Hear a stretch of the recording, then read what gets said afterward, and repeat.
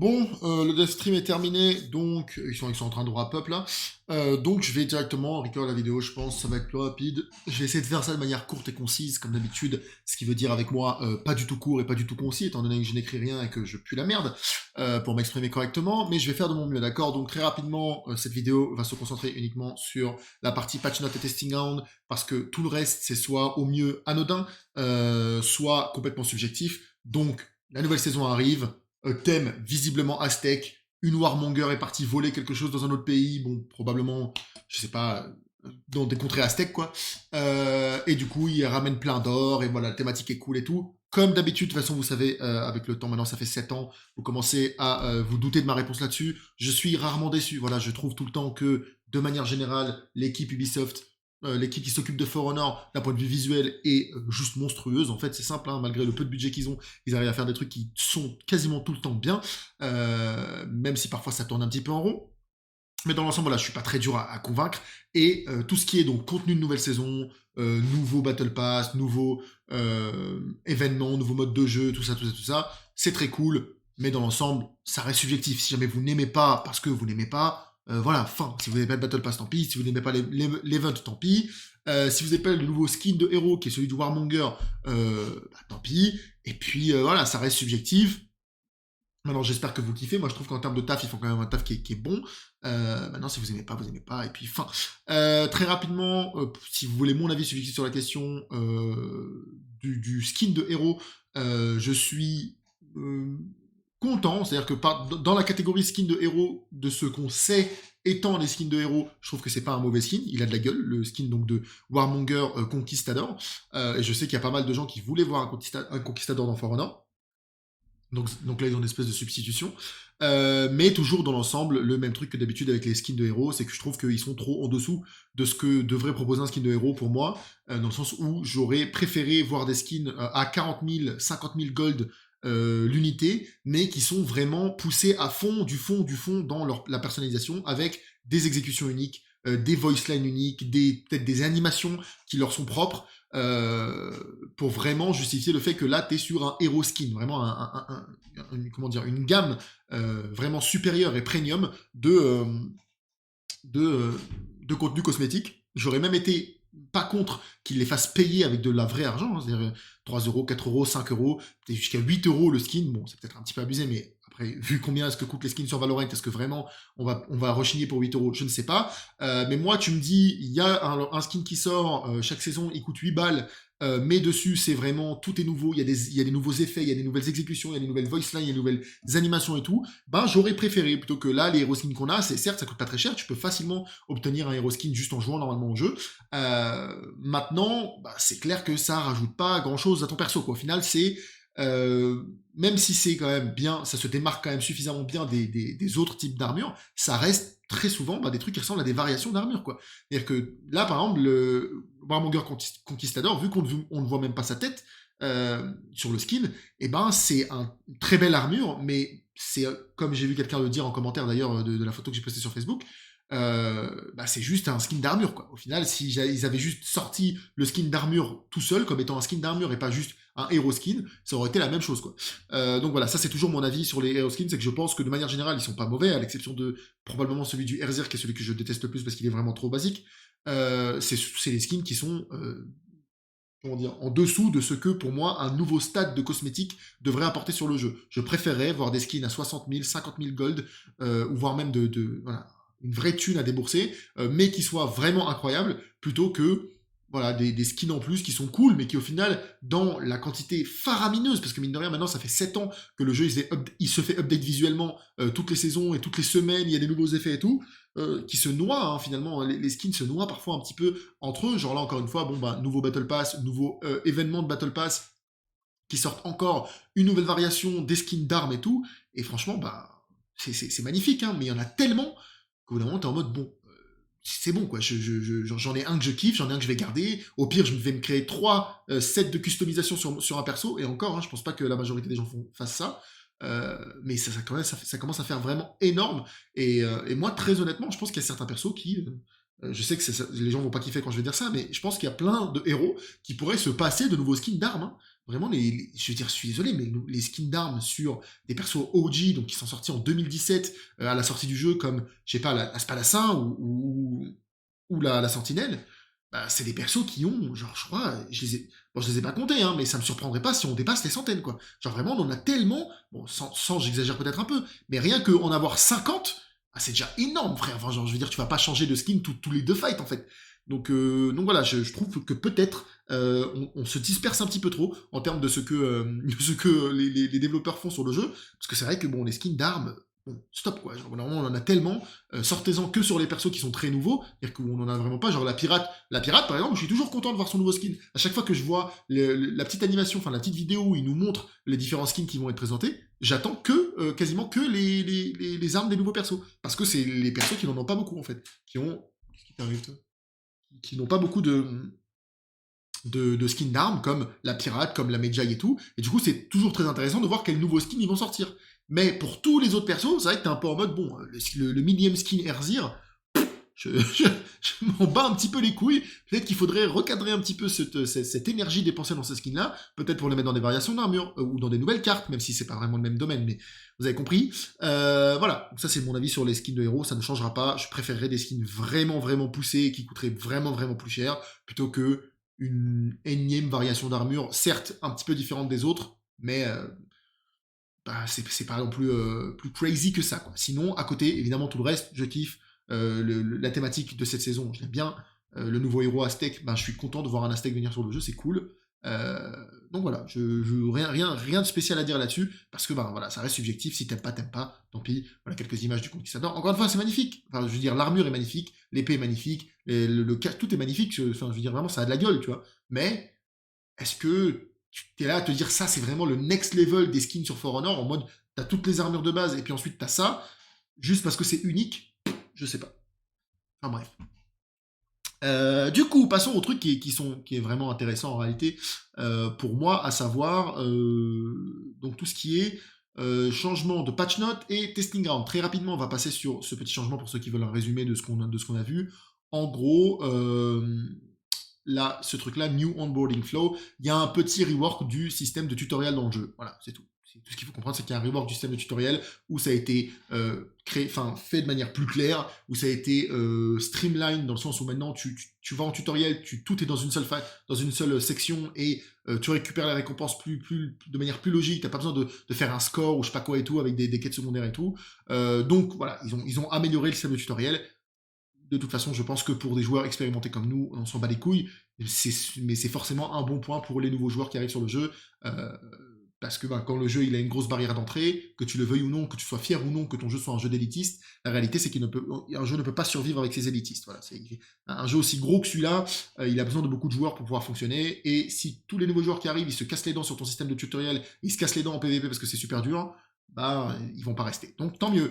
Voilà, c'est tout. Maintenant, passons aux patch notes. On va y aller une par une, image par image.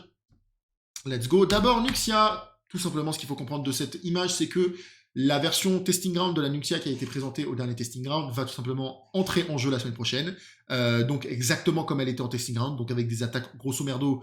Ce qu'il faut comprendre, c'est que les attaques lourdes sont plus rapides et que les trappes sortent plus tard et plus vite. Donc en gros, les trappes de la Nuxia sont devenues irréagissables. Je ne pense pas que ça règle personnellement le problème de feeling de jouer la Nuxia. Par contre, ça règle clairement un problème comment ça s'appelle, de viabilité pour moi, parce que ben voilà, la Nuxia avec ce changement-là, c'est clair qu'elle va devenir beaucoup plus forte, parce qu'elle va devenir beaucoup plus oppressante, tu ne peux pas réagir à ces trappes, donc ça devient vraiment, ça fait vraiment peur lorsque Nuxia te lance une lourde sur la gueule. Donc en termes de viabilité, je pense que c'est clair que la Nuxia va remonter dans la tier list, notamment en V1. Maintenant, en termes de feeling, lorsque tu joues la Nuxia, il y a toujours ce problème du un mec qui décide de lancer une lourde trop tôt, et que toi tu lâches un trap, et ben du coup tu te prends la lourde dans la gueule, parce qu'il n'y a pas de moyen notamment de cancel ton trap en un dodge, le recovery de ton trap raté en un dodge. Du coup, tu ne peux pas déflect, par exemple, ce truc-là, ce qui aurait été vraiment cool. Pour moi, tu rajoutes juste cette option à la Nuxia et le perso est quasi parfait. Simple, efficace, unique. Rien vraiment à plus de demander à ce perso, tout simplement. Donc voilà, juste, c'est un bon buff. C'est un buff dont elle avait besoin, très probablement aussi. Même si je joue pas beaucoup la Nuxia, je joue pas beaucoup contre. Peut-être qu'elle va venir un peu chiante. parce que je pense notamment à ces situations hors stamina où elle peut faire très peur parce qu'elle te lâche des lourdes dessus. Maintenant que tu sais pas, maintenant que tu peux plus réagir aux trappes, bon ben, tu risques de te faire jeter au sol et de prendre des dégâts de zinzin si elle te touche. Et de manière générale, maintenant que tu peux plus réagir aux trappes, ça, risque, le ratio de récompense des lourdes de la Nixia est devenu incroyablement en sa faveur. En partant du fait que tu essayes évidemment d'y réagir de manière normale. Après, si tu as un milliard d'options différentes pour l'arrêter, des badges, des dodge attaques et tout, il faut quand même qu'elle reste sur ses gardes parce qu'elle n'a pas d'armure et tout. Mais voilà, je pense que c'est un clair buff pour la Nixia dont elle avait besoin. Maintenant, je pense qu'en termes de feeling pour la jouer, ça va pas être non plus être le truc le plus incroyable ever.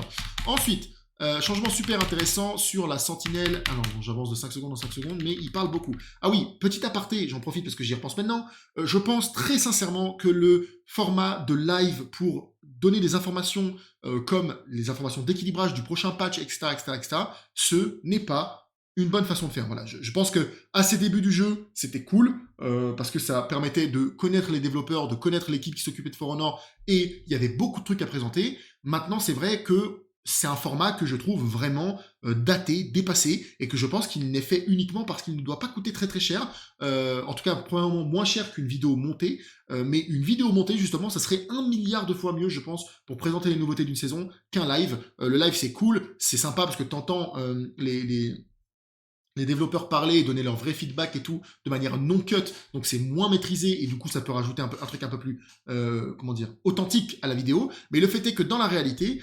l'efficacité de ce format-là est très bas. C'est-à-dire que le rendement information par rapport à temps dépensé à regarder la vidéo, il est ultra bas en fait. Moi je suis un mec qui de base déjà j'ai un plugin là-haut pour mettre les vidéos en x1000 si j'ai envie, parce que je suis vraiment le genre de malade mental qui regarde ces vidéos en 2,5 fois la vitesse minimum, entre gros guillemets, sauf d'XSKR, parce que ce bug il parle déjà à la vitesse de l'éclair. Mais en gros, j'ai la flemme en fait. Au bout d'un moment, les lives de For Honor, je kiffe découvrir les nouveautés, mais putain, qu'est-ce que c'est long, qu'est-ce que ça parle pour ne rien dire. C'est un truc qui, en une demi-seconde, tu sais, il t'explique le lore et tout. C'est cool le lore, mais encore une fois, c'est tellement une information secondaire que dans un live dans lequel tu vas aussi mettre un patch note, tu vas aussi mettre des trucs qui sont beaucoup plus importants. Bah, pendant tout le début, tu décides de nous parler de oh, on a fait ces changements-là sur le système d'entraînement, on a voilà, enfin voilà le lore de cette saison, voilà les thématiques. Bah, c'est cool, enfin, mais c'est vraiment du contenu supplémentaire. C'est-à-dire que si tu sors un film For Honor, ces trucs-là, ils vont se retrouver dans les bonus du DVD. Ils vont pas se retrouver en plein milieu je sais pas, de l'histoire du développement du jeu en fait. Et genre là, c'est un peu le feeling que ça donne. C'est long, c'est chiant, et c'est chiant notamment parce qu'il y a très peu de rythme. Les lives, tu sens qu'ils sont vraiment préparés très moyennement, c'est-à-dire il y a un script qui suivent, mais ils y vont un petit peu aussi à l'impro. Et il n'y a pas comment dire, il n'y a pas en fait, c'est une entreprise avec des gens qui travaillent. Les mecs, c'est des ingénieurs à la base, ok, d'accord. C'est des codeurs, c'est des artistes. C'est pas des gens qui sont là pour faire de l'entertainment. Et dès qu'ils te parlent, dès qu'ils sont devant toi sur la caméra, tu sens qu'il y a aucune complicité entre eux. Genre ils essaient de se faire des blagues, personne ne rigole, ça se relance pas. Il y a le mec qui gère. Bon, en fait, ça fait très amateur. Ça fait ultra amateur le format de live, et c'est dommage puisque Ubisoft n'est pas un studio d'amateurs en fait. C'est des mecs compétents, ils sont tous très forts dans ce qu'ils font. Juste, peut-être qu'au bout d'un moment, il faudrait se rendre compte que certes, il y a ce petit charme du live un petit peu authentique, un petit peu fait maison et tout, c'est cool. Mais par contre, en termes d'information pure, si vous voulez faire un live, faites-le, mais dans la foulée, sortez immédiatement des trailers, des vidéos explicatives, des patch notes, etc., etc., etc. Parce que quand la seule source d'information que t'as pour les nouveautés de ton jeu, c'est un putain de live de 3 heures, où pendant ces 3 heures, il y a que littéralement 20 minutes qui t'intéressent, frérot, dose, genre pondère, c'est trop chiant en fait, c'est vraiment trop casse-couille, faites un effort. Et du coup là, c'est l'exemple typique. L'information que je vais vous donner sur la Nuxia prend littéralement 2 secondes à être expliquée, quoi. C'est juste littéralement, on a pris ce qu'on a fait en testing ground, on le met directement, et lui il t'explique, oui, du coup, ce que ça fait, c'est que frame advantage, la lourde et tout, c'est cool, mais encore une fois, c'est des informations qui sont ultra techniques et ultra importantes, qui sont mélangées dans un gloubi-boulga de ah oui, regardez le lore, en fait, des conquistadors qui vont chercher de l'or dans un pays. Frérot, pourquoi si peu d'efficacité? Pourquoi? Sentinelle, changement incroyable sur la Sentinelle. Pourquoi incroyable? Parce que je pense que ça va être très rigolo. Alors, les 2 premières lignes, on s'en bat les couilles, c'est pour du 4v4. Alors, évidemment, en réalité, on s'en bat pas les couilles, c'est même probablement le plus important, mais moi, je m'en bats les couilles parce que j'aime pas le 4v4. Mais en gros, ces lourdes sur le côté finisher vont plus vite, sont de 900 ms à 800 ms, donc les imbloquables, et leur trajectory has been improved. Ce que ça veut dire, c'est que leurs trajectoires sont devenues plus plus large, quoi, plus plane, donc vous toucherez plus facilement les mecs sur le côté, à voir à quel point est-ce que ça a été improved ou pas. Donc c'est pour faciliter la vie du personnage en 4v4, truc qui est très bien, mais dont je m'en bats allègrement les couilles avec le perso de l'indifférence. Par contre, Shoulder Bash now can be done from 100 ms to 500 ms into the front dodge was 300 to 500. Ça veut dire que maintenant, lorsque la sentinelle dash vers l'avant, son coup d'épaule peut sortir au bout de 100 millisecondes. Donc, autrement dit, si le mec appuie le plus vite possible, c'est-à-dire qu'il buffer le shoulder bash, tu ne le vois pas dodge. C'est la même chose que pour un BP, c'est la même chose que pour un coup de tête de Jarl, c'est la même chose que pour un coup de bouclier de Conqueror, donc de Fléau. C'est des trucs qui, vu qu'il y a 100 ms comment ça s'appelle, j'ai oublié le nom du système. Ouais, 100 ms de CCU. Si jamais le mec décide de faire dash avant bash, tu ne vois pas le dash avant sortir, tu vois directement le shoulder bash sortir. Alors attention, ça ne veut pas dire que le shoulder bash a lui accéléré, c'est-à-dire que ça reste toujours le même bash pour le shoulder bash, c'est-à-dire c'est un bash de 700 ms à 1200 ms qui est classique, donc tu peux toujours réagir, c'est toujours le principe du mix-up de soit il maintient pas. Mais par contre maintenant le bash sort beaucoup plus vite et ça lui offre un opener qui est quand même beaucoup plus intéressant parce que le problème du bash en dash avant actuellement dans la version live du jeu, notamment en 1v1, c'est que ça sort tellement trop tard que tu peux trop souvent te faire light en dehors du coup, parce que le timing minimum pour te faire toucher par le bash de la sentinelle, c'est elle dash vers l'avant pendant 300 millisecondes, elle appuie sur bash, elle le relâche directement et ça sort au bout de 700 millisecondes. Tu fais le calcul, 700 plus 300, il faut une seconde entière pour que la sentinelle te touche avec son coup d'épaule. Autrement dit, si tu as un minimum de temps de réaction, bon, tu vas appuyer sur light et tu vas l'interrompre et du coup c'est casse-couille et elle est obligée juste de feinter pour parer et tout, mais même ça c'est compliqué parce que le timing peut être un petit peu serré si t'as pas de chance. Bref, là, par contre, dès qu'elle va appuyer sur dash avant et bash, le bash va sortir quasiment instantanément. Et ça, c'est vraiment cool, parce qu'en plus du fait que ça t'offre une meilleure option en neutral, ça fait que tu pourras tirer un peu plus parti de tes frames d'advantage, de tes frames advantage, comme par exemple lorsque tu termines avec un comment ça s'appelle une heavy finisher avec ton frame advantage, bah derrière si tu décides de faire dash avant bash plutôt que juste partir sur ton bash pour changer un petit peu les timings et tout, et bah ça sera plus efficace, ça aura plus de chances de toucher. Donc changement cool qui sort un peu de nulle part, mais bon en vrai on s'en doutait un peu parce que la Warden sous-performait un peu, même si bon le dernier tournoi, le gros dernier tournoi 1v1, bon on en a vu beaucoup, hein, donc on va pas se mentir, ça reste un dualiste qui est complètement top tier même si on l'oublie un petit peu. Enfin, complètement top tier, complètement fonctionnel en fait, c'est juste qu'il faut avoir un niveau de zinzin pour la jouer, quoi, c'est tout. Mais du coup, le changement est cool. Ensuite, vite, on se bouge le cul. Itokiri, alors Itokiri, je vais vous mentir, en gros, oui, Itokiri sous-performe, oui, donc du coup, on va lui rajouter de l'armure sur sa lourde de base, donc bon, l'armure sort un petit peu tard, mais l'idée c'est qu'elle en est un petit peu. Les lourdes sortent plus vite, au lieu d'être en 800 ms, ça sort en 700 ms. Les enchaînements entre la lourde, enfin les différentes lourdes vont plus vite également pour pouvoir vraiment te mettre un peu plus de pression. La light, pareil, va sortir un peu plus tôt, donc tu pourras plus l'esquiver si elle la buffer. Bref, des changements qui, dans l'ensemble, buffent le perso, parce qu'apparemment le perso aurait besoin de buff. Moi, je ne vais pas vous mentir, même si c'est potentiellement vrai, j'en ai rien à foutre. L'Itokiri est un perso que je trouve absolument ennuyeux à crever. Je trouve que c'est un perso qui est à la fois inintéressant en termes de design, il est inintéressant à jouer contre. Il y a mon climatiseur qui est en train de péter une durée tout seul. Il est inintéressant à jouer contre, parce que bah, on s'emmerde, quoi. On s'emmerde parce que c'est des lourdes timing variables sous armure, c'est tout. Et c'est en boucle, et c'est la même chose, et ça répète. Et il n'y a pas de... Comment dire en fait, les quelques, variabilités, comment est-ce qu'on pourrait dire ça la variance de son gameplay au perso consiste à juste maintenir sa touche lourde un peu plus ou pas, et du coup ça fait que bon bah tu peux jamais la parer, t'es obligé de respecter parce que si jamais t'esquives un petit peu trop tôt et qu'elle maintient, tu te fais toucher avec une lourde, bref, c'est trop chiant. Donc en gros t'es obligé de passer ton temps lorsqu'elle t'attaque à tanker ses lourdes, donc tu bloques toutes ses lourdes et c'est tout, et dès qu'elle voit qu'en fait bon bah tu ne vas pas bouger, donc tu vas juste tanker ses lourdes, tu vas pas tenter des parades et tout parce que c'est trop risqué, ce qu'elle fait c'est qu'elle décide de partir sur son coup de pied, et au final c'est juste un bash tout à fait basique où ben si t'esquives t'as un GB, si t'esquives pas tu te fais toucher par une lourde et elle continue. Bref, pour moi c'est la mort du fun, ce perso n'a jamais été intéressant depuis sa sortie. À sa sortie il était casse-couille parce qu'il était OP et inintéressant, maintenant il est pas OP et pas intéressant pour autant. Voilà, le personnage pour moi c'est la mort du fun, je ne vois pas comment est-ce que des gens peuvent vraiment jouer ce personnage, je ne vois pas comment est-ce que ce perso a été design. J'avoue avoir un peu de mal à comprendre à quel moment est-ce que dans l'équipe de développement chez Ubisoft ils se sont dit venez les gars, on fait un perso où juste tout le concept c'est d'appuyer sur lourde.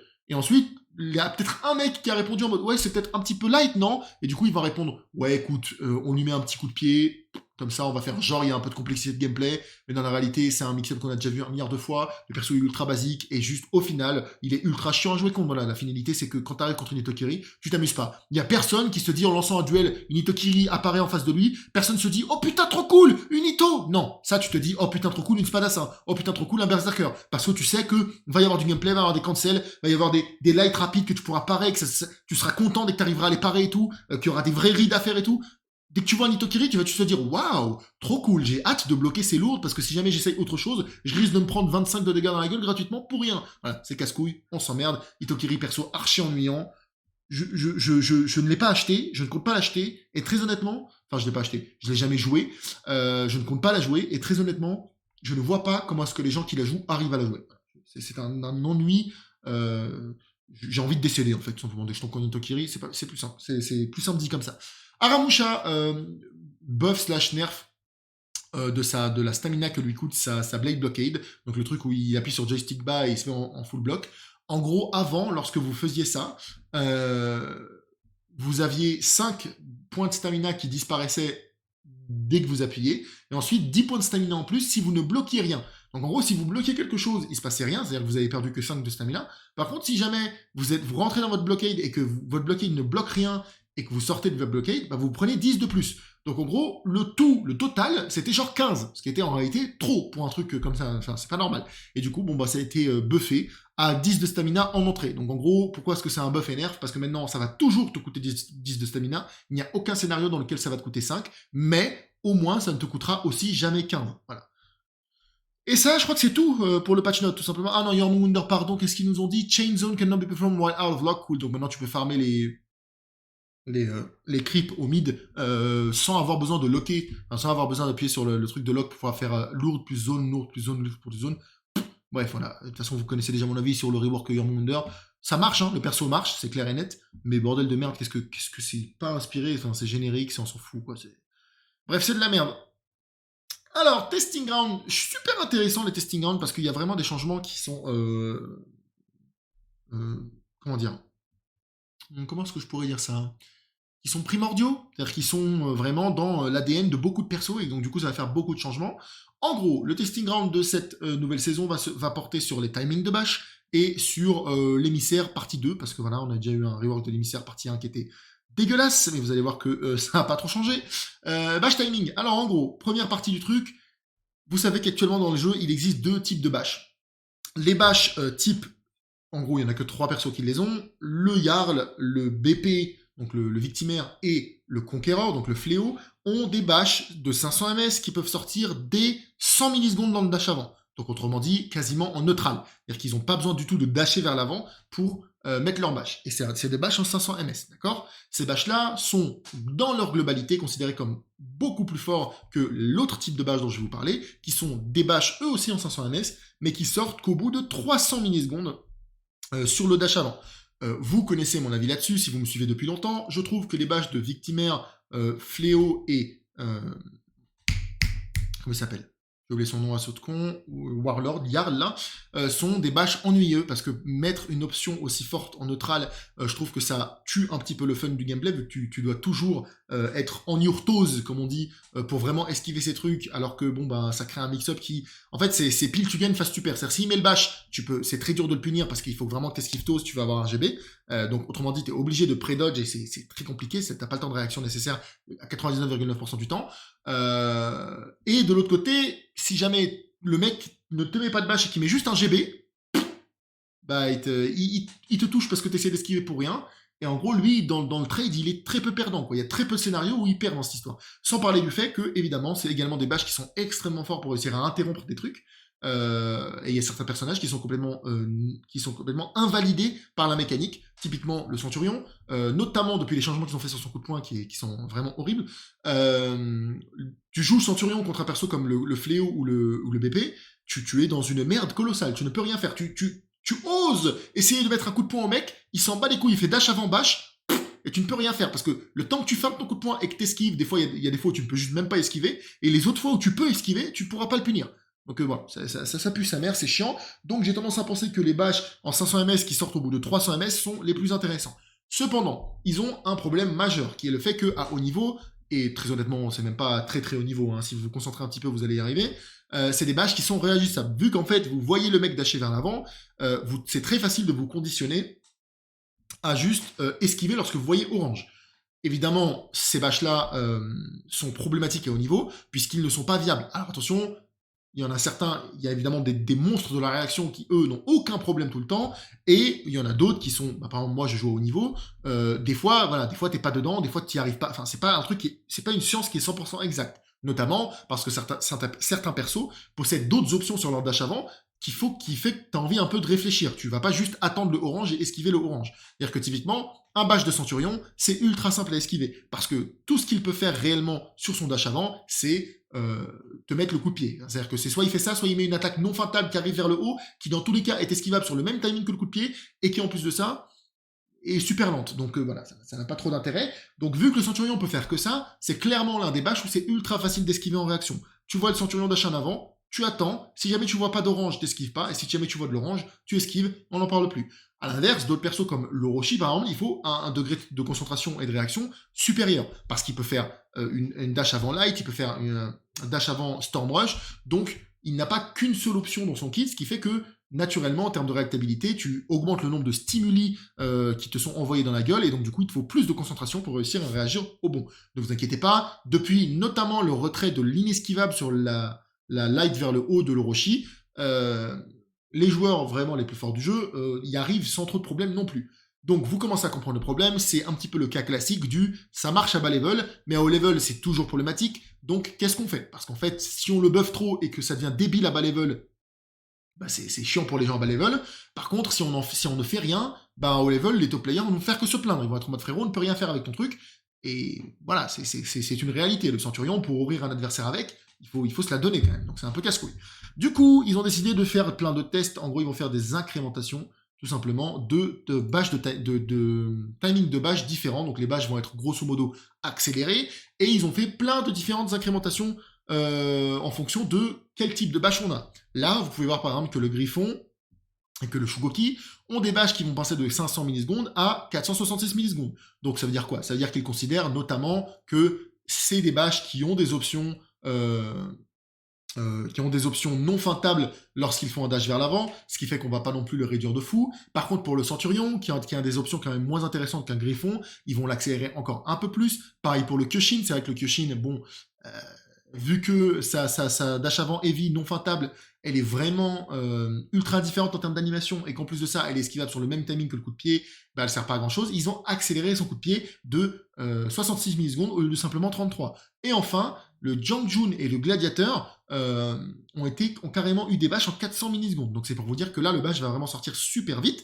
Alors attention, ça veut pas dire que le bâche sort très tôt, hein, ça veut juste dire que il va toujours falloir dasher pendant 300 millisecondes, mais par contre, le bash en lui-même va être plus rapide. Donc, l'idée de ces changements-là, c'est de voir quel est le sweet spot, en fait. Les développeurs, ils veulent trouver un endroit où, si jamais t'es très très chaud, t'arrives à réagir potentiellement, mais que ce soit pas 100% du temps tout le temps. Parce que les top players, bah, par exemple, clairement sur un Centurion, tu le touches jamais. Il n'y a aucun monde où moi, je tombe contre, je sais pas, Tati, contre Minded et tout, tu fais dash avant coup de pied, il n'y a aucun monde où le coup de pied touche, juste ça n'arrive juste pas. Donc, ils essaient de faire en sorte de trouver le juste milieu entre ça va suffisamment vite pour pas que tu puisses y réagir tout le temps, mais pas non plus trop vite au point que ce soit débile et que ça notamment crée des problèmes de frame advantage. Parce que là, il faut bien comprendre que, par exemple, le Jiangjun, qui a maintenant 400 ms sur son coup de pied, ça veut dire que potentiellement, après avoir lancé une lourde, après avoir whiff une zone ou un truc du style et tout, il peut décider de conserver son frame advantage en dashant avant coup de pied, etc., etc., etc. Donc évidemment, tout ça, c'est des trucs qu'on va devoir tester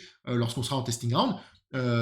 Mais je trouve que ces changements sont cool. Je suis content de voir que dans l'ensemble, les développeurs se penchent sur ce problème-là. C'est vrai que les bâches qui sont très souvent, les bâches en dash avant, qui sont très souvent des méthodes des openers pour les personnages qui les possèdent, eh ben, ne sont pas tous égaux et il y en a plein qui marchent pas. Et là, je suis content de voir que plutôt que faire une grosse normalisation débile, on se retrouve avec vraiment des changements qui sont basés sur est-ce qu'il y a une attaque en plus, est-ce que c'est vraiment réagissable facilement à l'animation, etc., etc., etc.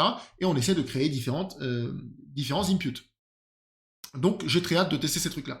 Ensuite, pareil, on continue en gros avec lorsque tu n'as aucune... Attends, not feintable. Je crois je crois qu'ils parlent à un moment, voilà, lorsque c'est feintable. Donc là, vous pouvez voir pareil, sur le Zanhu, techniquement, tu peux faire une dash avant lourde, mais tu peux la feinter. Donc on va pas non plus le réduire trop. Et en plus de ça, vu que son bash peut sortir après, en plein milieu de son offense et tout, on n'a pas envie de trop l'accélérer. Parce que typiquement, le Zanhu, c'est un personnage qui, en plein milieu de son combo, peut décider de faire cancel de recovery, dash avant, bash. Et donc, du coup, si tu passes son bash à 400 ms, ça va devenir peut-être un petit peu trop fort. Shinobi, eux, ils se disent, ok, il a une dash avant lourde feintable, mais elle n'est pas non plus incroyable. Par contre, son bash, lui, il est quand même pas mal réagissable.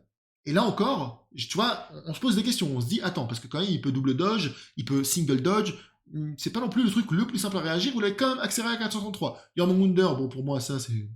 Ça, pour moi, ça risque de poser problème. Je vois d'avance le fait que le Wonder va te mettre un GB, te mettre une lourde, la lourde va te pousser, et lui va faire dash avant bash, et ça risque de te toucher sans que tu puisses rien faire. Bon, je vois déjà la pression du perso exploser sans raison.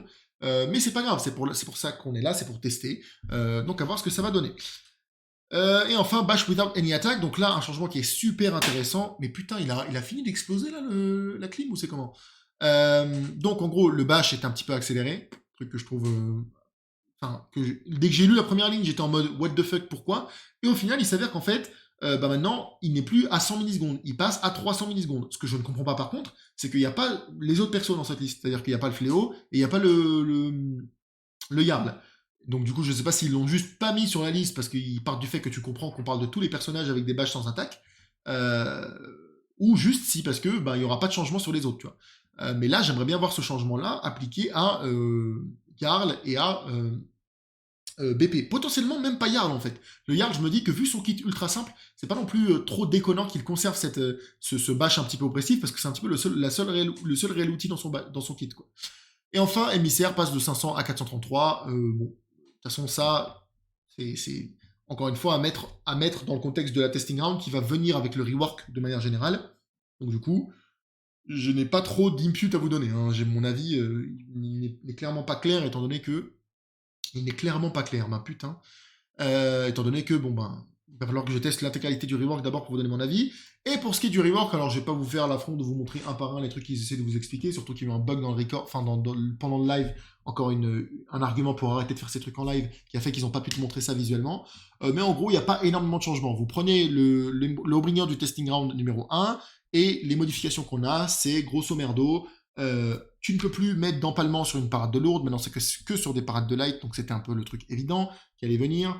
Le bash, l'animation du bash a été évidemment fixe parce qu'elle était dégueulasse, donc là il va te montrer, il est tout content de montrer que voilà, évidemment c'était juste une animation qu'on avait mis là en attendant de pouvoir vraiment créer une qui est clean, et on peut constater qu'effectivement celle-là elle est beaucoup plus clean, donc c'est tant mieux.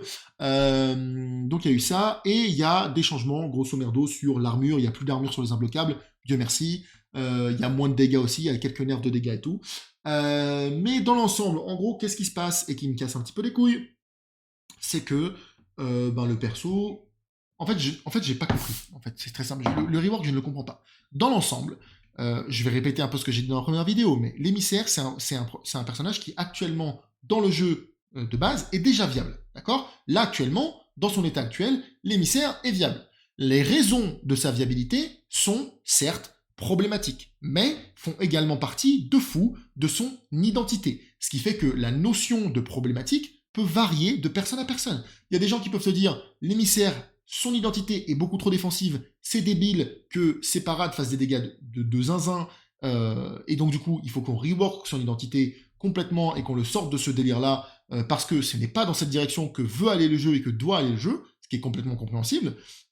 Soit tu vas avoir l'autre team qui va te dire, certes, le jeu veut promouvoir l'offense, mais est-ce qu'on pourrait pas aussi accepter que ce personnage-là soit un peu plus offensif, gagne certains outils dont il a besoin, sans pour autant qu'on fasse complètement disparaître son identité. Moi, j'étais plutôt de la team numéro 2. Je comprends que le jeu doit devenir plus offensif, mais de toute façon, enfin, en plus, lorsqu'on nous a vendu le rework, c'était ce qu'on était censé avoir, c'est-à-dire conserver l'identité, mais c'est pas grave. Voilà, moi, j'étais plus d'avis que, certes, le perso a des problèmes qui sont évidemment liés à un manque d'offense et un surplus de défense, mais est-ce qu'on pourrait pas juste arranger les curseurs pour que ça reste globalement plus du côté défensif de la force, tout en étant un peu moins débile. Ce que j'entendais par là, c'était notamment lui donner un opener un peu plus viable, c'est-à-dire des moyens d'ouvrir ses adversaires un peu plus efficaces, et surtout un roll catcher, donc un moyen d'attraper des mecs qui décidaient de se barrer. Et à côté, en termes de nerfs, bah, je m'attendais bien à voir des réductions de dégâts, notamment sur l'empalement, notamment sur l'Adamantaminomicus, etc., etc., etc. Et potentiellement, j'y ai pensé, hein, enlever l'empalement sur les attaques lourdes, parce que c'est vrai que c'était un petit peu débile, mais d'un autre côté, la Warmonger peut faire un truc très similaire, ou potentiellement réduire le frame advantage, réduire la capacité à enchaîner, etc., etc., etc. Qu'est-ce qu'on fait? Voilà, ma question c'était qu'est-ce qu'on fait? Est-ce qu'on garde son identité plus défensive, donc il ne peut pas trop attaquer, mais on lui donne quand même quelques outils pour atteindre ces quelques pointes d'offense efficaces, parce que les imbloquables actuellement de l'émissaire marchent quand même bien, hein, c'est-à-dire que ces finishers fonctionnent, c'est juste que atteindre ces finishers c'est difficile, mais quand tu les atteins ça marche très bien. Ou alors, est-ce qu'on décide de, bon bah, laisser tomber, vraiment nerfer beaucoup le côté défensif de la force, et par contre on overbuff le côté offensif, avec voilà, des options vraiment supplémentaires pour qu'ils puissent continuer d'attaquer, etc., etc., etc. Les développeurs, lors du testing round 1, ont fait les deux à la fois. Et c'est pour ça que tout le monde a réagi quasiment de manière unanimement en disant What the fuck is going on, boys? En mode qu'est-ce qui se passe? Qu'est-ce que vous avez foutu? Qu'est-ce que c'est que ce bordel? Parce que, en gros, si vous vous rappelez bien, testing round 1, c'était tout ce qui est fort défensivement sur le perso. Eh ben, c'est encore là. C'est-à-dire que tu peux toujours empaler, tu peux toujours mettre des dégâts de zinzin sur la moindre parade. Genre vraiment, la riposte light sur une parade mettait 16 de dégâts. L'empalement t'emmenait contre un mur, te mettait 22 ou 23 ou 24 ou 25, je sais plus. Et derrière permettait en plus d'enchaîner sur l'imbloquable, un truc qu'il n'avait même pas avant. Il avait toujours l'Adamantaminomicus. Et en plus de ça, c'était overbuffé parce que le côté offensif prenait s'emparer du perso juste après, puisque d'un point de vue offensif, ils ont rajouté un bash fintable que personne n'a demandé, et la capacité d'enchaîner des putains de top unblockable sur top unblockable sur top unblockable qui n'avaient aucun sens. Genre vraiment, le perso, c'était... Il peut toujours faire tout ce qu'il peut faire défensivement, de limite mieux, puisque sa riposte light, elle fait plus de dégâts. Son empalement, il l'emmène directement sur unblockable. Et en plus de ça, les options défensives sont encore plus fortes parce qu'elles peuvent donner accès directement à des options offensives qui, elles, sont stupides. Bah, ça sonne chez moi. Qui, elles, sont 100% stupides à base de j'enchaîne des imbloquables sur des imbloquables sur des imbloquables, ou alors j'enchaîne une imbloquable sur un bash fintable into GB lourde, j'ai un connecteur directement qui me ramène à mon imbloquable. Bref, c'était un bordel sans nom. Et en plus de ça, c'était même pas adapté à la barre de stamina du perso, puisque vraiment, le bash fintable, clairement, lors du testing 1, t'essayais d'utiliser, bon bah c'était ultra rare que tu puisses continuer de taper derrière, parce que ça te coûtait une stamina de zinzin de feinter le bash, de mettre un GB, etc., etc. Et en plus de ça, il y avait quand même quelques petits problèmes. C'est-à-dire qu'il y avait toujours, enfin, il y avait toujours des aberrations d'équilibrage qui, malgré tous ces changements-là, sont restés, quoi. Genre le fait qu'il n'ait pas de roll catcher, genre le fait qu'il n'ait pas d'opener. Ils ont même nerf ces openers. Ils ont fait en sorte que ces lights ne rebondissent plus sur la garde et tout. T'es en mode, bah frérot, tu n'as... En fait, on n'a pas compris, personne n'a compris. Tout le monde était en mode, le rework de l'émissaire, il est clair et net. Tu dois nerf sa défense, buff son offense. Maintenant, est-ce que tu veux vraiment conserver un petit peu de défense quand même ou pas du tout? C'est à vous de voir. Mais dans l'idée, tu dois nerf la défense, buff l'offense. Buff l'offense, ça veut dire principalement lui donner un roll catcher et un opener. Et nerf la défense, ça veut dire principalement retirer les dégâts qu'il a sur ses parades. Eux, ce qu'ils ont fait, c'est qu'ils ont conservé tous les dégâts sur les parades, voire buffé les parades. Et à côté de ça, ils n'ont pas donné ni d'opener, ni de roll catcher. Ils ont juste buff l'offense d'une manière complètement différente en rajoutant du sustain, c'est-à-dire en permettant au personnage de continuer d'attaquer en boucle comme si c'était un assassin. Spoiler alert, ça n'en est pas un. Donc tout le monde évidemment a réagi en disant qu'est-ce qui se passe bordel de merde, qu'est-ce que vous avez branlé, et évidemment du coup le perso n'est pas sorti directement sur le live après cette testing round désastreuse. Par contre, problème, c'est qu'en fait, bon là je peux pas vous le montrer parce qu'ils ont eu un bug, hein, donc il peut pas vous montrer tous les trucs dont ils vous parlent, mais s'ils ont pas changé grand chose en fait. Ils ont rien changé, en gros, grosso modo, les changements qu'ils ont fait, c'est ils ont retiré un stun à un endroit, ils ont retiré donc du coup l'empalement sur une parade de lourde. Ça, à la limite, c'est un changement qui fait du sens, dans le sens où bon, bah, c'était clair que c'était un petit peu trop fort. Par contre, maintenant, la véritable question que tu as envie de te poser, c'est bah quoi sert l'empalement? Parce que si le Adamantaminomicus fonctionne aussi sur une parade de light, pourquoi est-ce que je partirais pour l'empalement? Tu vois ce que je veux dire? Donc en gros, ils ont changé, ils sont revenus sur l'ancien empalement, c'est-à-dire que maintenant ils peuvent vraiment empaler de loin parce que même s'ils te lâchent plus tôt, tu rebondis sur le mur et tout. Par contre, du coup, l'empalement n'est plus garanti sur une parade de lourde. Mais par contre, à côté de ça, ils ont conservé le fait que... Et ils ont aussi enlevé l'armure sur l'imbloquable parce que c'était un petit peu débile. Mais par contre, du coup, ils ont toujours le j'enchaîne un bloquable sur un bloquable sur un bloquable sur un bloquable lorsque je fais des top imbloquables. J'ai toujours le bash feintable qui me permet de sustain mon offense et tout. Encore une fois, je dis pas que le perso est nul à chier. Je pense que le perso a un design qui fonctionne. Ce que je ne comprends pas, c'est pourquoi est-ce que c'est l'émissaire qui se retrouve avec ce design. C'est-à-dire que c'est pas le design d'un émissaire de base. On est vraiment loin de l'identité de l'émissaire de base. Il a conservé son Mortem Inumicus et c'est tout. En fait, le perso est devenu générique dans le sens où, genre, en fait, comment dire, c'est un kit qui fonctionne, mais pourquoi sur lui en fait? C'est-à-dire qu'il aurait pu fonctionner sur n'importe quel autre perso. Genre vraiment n'importe quel autre fucking perso aurait pu avoir ça, mais on fait ça sur un rework émissaire qui sort de nulle part et personne ne comprend. Donc là, voilà, je vais pas vous mentir, le testing round 2, je pense pas qu'il va être bien pour autant. Enfin, dans le sens bien. C'est-à-dire que je pense que l'émissaire va être fun à utiliser, mais encore une fois, comme pour le Yorm, on est loin de ce qu'était censé être l'émissaire. Là, on se retrouve avec un personnage qui a toujours du mal à t'ouvrir, a toujours du mal à, à t'attraper sur des sites de rôle, à te courir après. Mais par contre, les trucs qu'il faisait déjà bien avant, bah, il les fait quasiment encore mieux. Bon, sauf du côté de défense maintenant, parce qu'il pourra pas t'empaler sur une parade de lourde, ok. Mais par contre, te mettre de la pression lorsqu'il atteint ses finishers, c'était déjà quelque chose qu'il faisait très bien maintenant. Et ben là, en testing round, il va les faire encore mieux. Genre à base de, il te touche avec une imbloquable, il peut continuer d'enchaîner. Il te touche avec une imbloquable vers le haut, il peut te directement renchaîner sur une autre imbloquable. Il te touche avec une lourde, ça confirme directement la light, et donc du coup, directement l'accès à l'imbloquable. Voilà, on se retrouve sur un perso qui a vraiment pris un turbo boost offensif, avec cette fois-ci un léger nerf défensif, mais sans régler les problèmes qui étaient vraiment inhérents au perso de base, à savoir le fait que pas de rollcatcher, pas d'opener. Voilà. Donc, verdict, toujours du mal à capter. Toujours du mal à capter ce qu'on est censé faire de cet émissaire. Est-ce qu'on est censé vraiment vous donner un feedback sur le perso, ou est-ce que vous voulez faire votre propre perso dans votre coin? Parce que si vous avez envie de faire votre perso dans votre coin, dites-le nous. Dites-nous, bon les gars, écoutez, l'émissaire il nous casse les couilles, il est trop défensif, donc on va le changer complètement, niquez vos mères. On fait, voilà, on rework l'émissaire, fin, c'est plus... Limite, on lui donne un nouveau nom, et on n'en parle plus. Et comme ça, l'émissaire n'existe plus, et c'est réglé. Mais parce que là, c'est vraiment... genre, voilà, je sais pas d'où ça sort ces changements-là, mais pour moi, ils sont pas logiques, en fait. Ils ne font aucun sens. Je commence à perdre ma voix, je parle beaucoup trop, je crois. Bref, c'est tout pour cette vidéo, parce que ça se termine là-dessus. Ouais, c'est plus ou moins tout, on se dit parle. Voilà, donc j'espère que vous avez kiffé cette petite vidéo, que vous avez compris ce que j'ai dit, parce que encore une fois, je n'écris rien, je sais pas si je m'exprime bien ou pas. Si jamais c'est le cas et que vous avez un avis à me donner, bah, je vous invite à le mettre en commentaire, soit de cette vidéo, soit sur le post Facebook que je vais mettre pour ceux qui sont sur le groupe. Et puis voilà, c'est donc la saison 2, le reveal de la saison 2 de l'année 7, basé probablement sur un thème très aztèque avec un nouveau perso aztèque, nouveau skin, nouveau battle pass, plein de nouveaux trucs. Dans l'ensemble, pour résumer mon avis, je pense que l'ensemble des changements sont bons. C'est-à-dire que le patch note m'a pas surpris. C'est-à-dire que le patch note était ok, tu vois, il y avait rien de spécial, quoi. Le fait que la Nuxia arrive directement, peut-être un petit peu surprenant, mais pourquoi pas.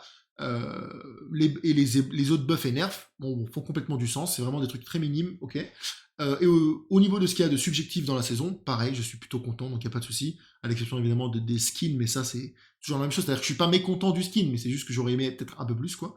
Et sinon, voilà, le vrai point noir pour moi de toute cette présentation, c'est un petit peu le testing round émissaire, où t'es un peu en mode, bon, ben, au final, on se retrouve avec un émissaire qui est... Alors, je pense que cet émissaire est mieux que celui du premier TG, me faites pas dire ce que j'ai pas dit, hein, je pense que c'est clairement mieux que ce qu'on a eu au début, mais au final, on est quand même vraiment loin de ce qu'était l'émissaire, quoi, finalement. Donc, à voir.